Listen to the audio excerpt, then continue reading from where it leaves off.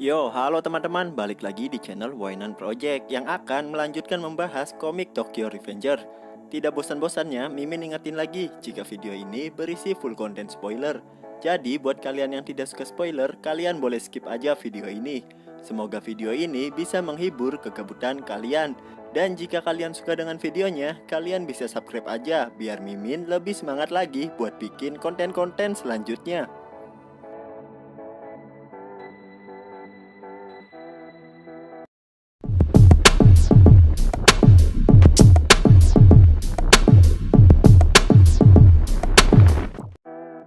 Melanjutkan dari part sebelumnya di mana Takemichi memimpin Toman untuk perang melawan Tenjiku.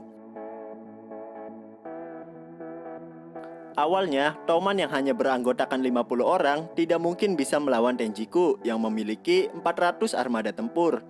Namun siapa sangka, beberapa kuda hitam Toman tiba-tiba menjadi sangat brutal, seperti Pain yang dengan mudah mengalahkan Madarame. Walau akhirnya Pain dihancurkan oleh Kurokawa, namun Pain sudah berhasil menumbangkan puluhan keroco dari Tenjiku. Dan yang lebih GG-nya lagi, Angry si kuda hitam dari Toman mampu menumbangkan 4 top global dari Tenjiku, yaitu Ultraman Mucho, Yasuhiro Muto, dan Haitani bersaudara.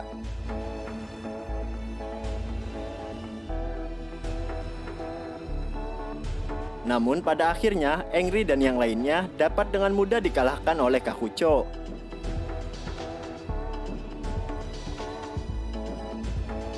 Saat Toman sudah berada di ambang kekalahan, tanpa diduga, Mickey dan Draken datang ke peperangan itu. Di sini, Takemichi merasa ragu karena Mickey dan Draken sedang dalam mental yang buruk karena baru saja kehilangan Emma.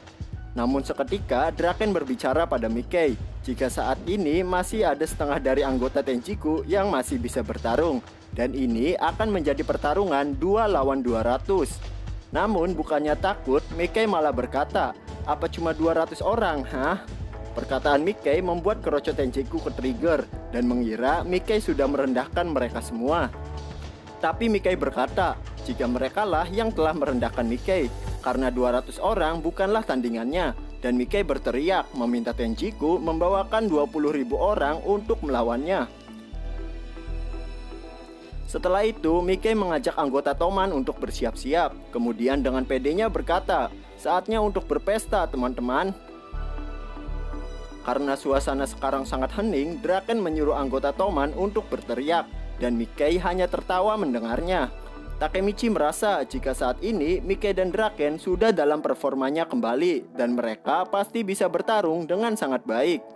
Kurokawa berkata pada Kisaki, entah apa muslihat yang Toman buat, tapi sekarang semua rencana yang Kisaki buat sudah melenceng sangat jauh. Kemudian Kurokawa langsung dengan cepat meluncur ke arah Mickey dan langsung menendang Mickey dengan sangat kuat hingga Mickey terpentar lumayan jauh ke belakang.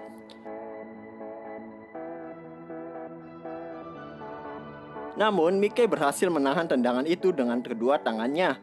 Kurokawa mengejek Mickey dengan berkata saat ini Mickey hanyalah sebuah cangkang kosong karena Shinichiro dan Emma sudah mati. Dan Mickey hanya berkata menantang Kurokawa untuk menyelesaikan ini semua. Dan inilah pertarungan puncak Toman dan Tenjiku antara Mickey melawan Kurokawa.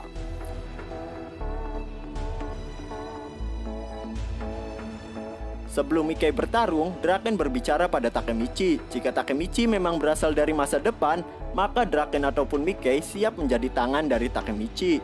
Dan Draken menyuruh Takemichi untuk menyelesaikan apa yang harus Takemichi lakukan. Kembali pada pertarungan Mickey. Mickey langsung mengeluarkan tendangan penghancur jametnya. Namun tanpa diduga, Kurokawa mampu menahan tendangan itu sambil berkata, "Tendangan yang bagus, Mickey." Kemudian Mickey menendang Kurokawa lagi dan kembali Kurokawa dapat menghentikannya. Dan kali ini malah Kurokawa langsung menyerang balik dengan menendang kaki dari Mickey. Kurokawa berkata jika Mickey memiliki tendangan yang sangat hebat. Pantas saja jika orang-orang menyebutnya Mickey yang tak terkalahkan. Dan itu sangat membuat Kurokawa semakin bersemangat. Tanpa banyak bicara, Mickey dengan cepat langsung meluncur ke arah Kurokawa dan hendak menyerangnya lagi. Namun tanpa diduga, sebelum Mickey menyentuh Kurokawa, Kurokawa dengan cepat langsung menendang Mickey hingga Mickey terpental dan jatuh.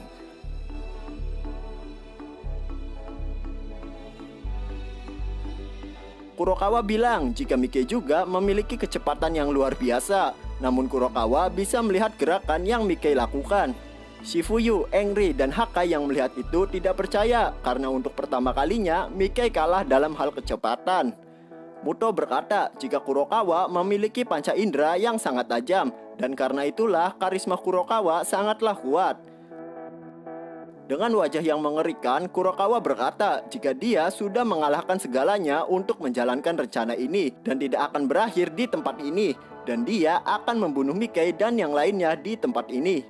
Kemudian Mickey kembali meluncur dengan cepat. Namun lagi-lagi Kurokawa mampu menahan tendangan dari Mickey sambil berkata, "Sudah kubilang, aku bisa melihat gerakanmu." Kemudian Kurokawa langsung melayangkan pukulannya ke arah Mickey. Namun pukulan itu tidak membuat leader kita bergerak sedikit pun. Dan malah Mickey dengan tegas bertanya pada Kurokawa, "Mengapa kau membunuh Emma?" Dan Kurokawa menjelaskan jika alasannya adalah karena Shinichiro tidak menjadi kakak yang ideal baginya. Dan Shinichiro lebih memilih Mickey hingga akhirnya bawahan Mickey membunuh Shinichiro. Dan itu membuat Kurokawa sangat membenci Mickey dan akan membunuh Mickey saat ini juga karena Mickey sudah merebut semuanya dari Kurokawa. Kemudian Kurokawa langsung menendang Mickey hingga membuat Mickey terhempas cukup jauh. Setelah itu Kurokawa menyerang Mickey bertubi-tubi dengan sangat brutal. Takemichi dan Shifuyu yang melihat itu sangat khawatir, dan Draken hanya bisa terdiam melihat pertarungan itu.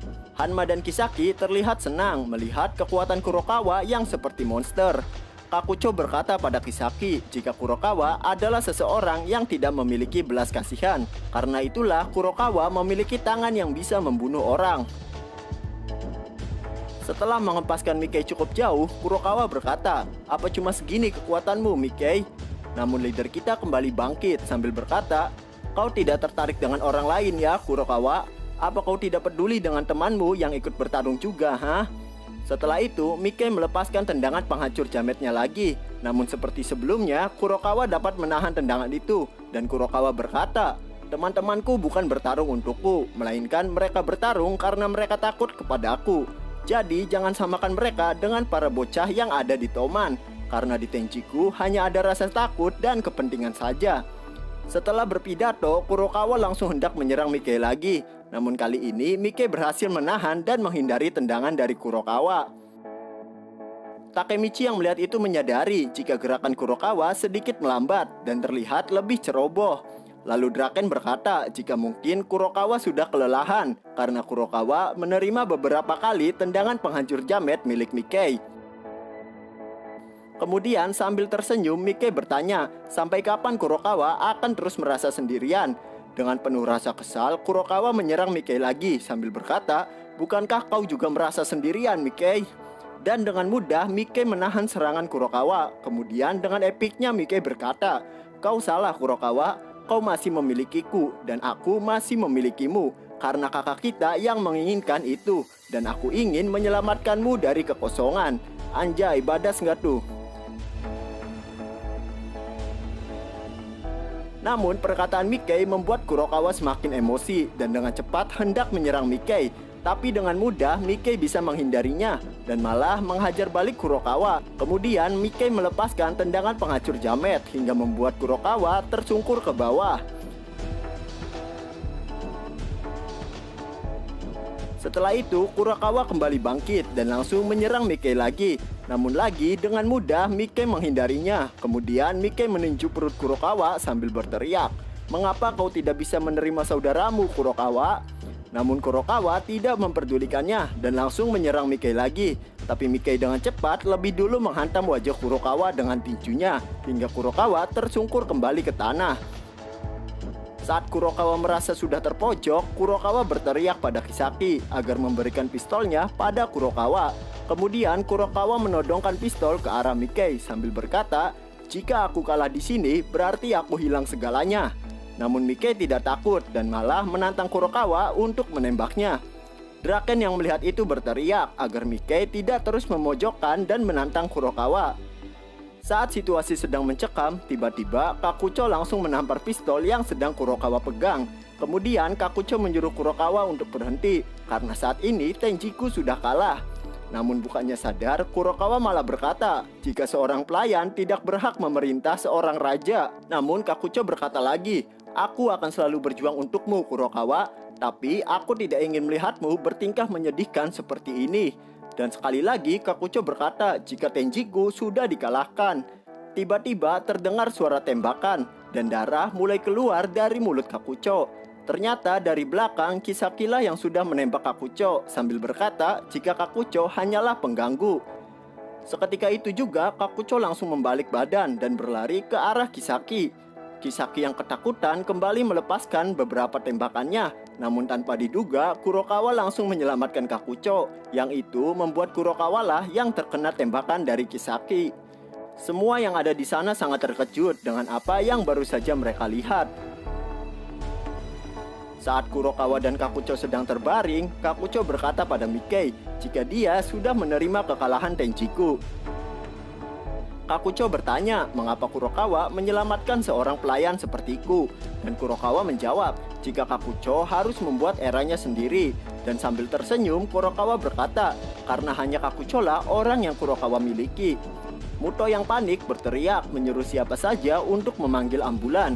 Kurokawa yang sedang sekarat memberitahu pada Mikkei jika sebenarnya Kurokawa bukanlah kakak kandung dari Ema. Karena Kurokawa hanyalah anak haram dari hubungan gelap orang tuanya. Dan Kurokawa tidak memiliki darah yang sama dengan Ema, Shinichiro, begitu juga dengan Mikkei. Dan setelah mengatakan semua itu, akhirnya Kurokawa tewas saat itu juga. Terlihat dari ekspresinya, Mikkei merasa sangat sedih atas kepergian dari Kurokawa. Begitu juga dengan kesedihan yang Kakucho rasakan. Perlahan-lahan Kakucho merangkak mendekati Kurokawa. Kakucho menyuruh Kurokawa untuk bangun, namun Kurokawa tidak menjawab dan hanya terdiam kaku. Kakucho yang menyadari Kurokawa sudah tiada berkata jika dirinya tidak akan membiarkan Kurokawa pergi sendirian dan dirinya akan menemani Kurokawa ke alam baka. Takemichi yang melihat momen sedih itu seperti biasa, hanya bisa menangis menelan umbelnya. Setelah semuanya berakhir, Mikkei berkata kepada semua orang yang ada di sana bahwa konflik antara Toman dan Tenjiku sudah selesai. Dan Mikkei menyuruh semuanya pergi dari tempat ini sebelum ambulan dan polisi datang ke sini. Dan biarkan Mikkei sendiri yang akan mengurus sisanya. Namun seketika Muto berkata jika Mikkei juga harus pergi dari tempat ini karena semua staf eksekutif Tenjiku yang akan mengurus Kurokawa dan Kakucho. Karena mereka sangat menghormati Kurokawa dan Kakucho. Kemudian dengan penuh kebencian Mikkei menatap ke arah Kisaki sambil berkata jika hanya satu orang yang tidak bisa Mikkei maafkan, yaitu si biang masalah. Saat Kisaki panik dan ketakutan mendapat ancaman dari Mikkei, seketika sebuah motor melaju ke arahnya. Yang itu adalah Hanma si leher panjang yang berniat membawa kabur Kisaki dari tempat ini. Takemichi yang melihat itu khawatir karena jika Kisaki berhasil kabur, maka masa depan akan berakhir sama dan tidak akan ada yang berubah. Namun seketika Draken langsung menyuruh Takemichi naik ke motornya dan mereka berdua akan mengejar Hanma dan Kisaki. Mikkei berteriak menyuruh Takemichi untuk pergi dan menyelesaikan apa yang harus dia lakukan. Dengan spion yang sudah di board up, Draken langsung dengan cepat menyusul mereka berdua. Di perjalanan, Takemichi berpikir pada akhirnya dirinya bisa memojokkan Kisaki. Dan kali ini Takemichi tidak akan membiarkan mereka lolos begitu saja. Karena semua yang telah mereka lakukan, Takemichi tidak akan pernah memaafkan Kisaki. Saat Draken dan Takemichi semakin dekat, Kisaki yang panik membuat motor yang Hanma kendarai jadi oleng dan membuat mereka berdua jatuh tersungkur. Dan saat Kisaki bangkit, ya, di depannya sudah ada Takemichi yang dengan gagah berdiri menantang di hadapan Kisaki. Oke, sampai di sini dulu penjelasan kita kali ini. Semoga video ini bisa menghibur kegabutan kalian. And see you next video.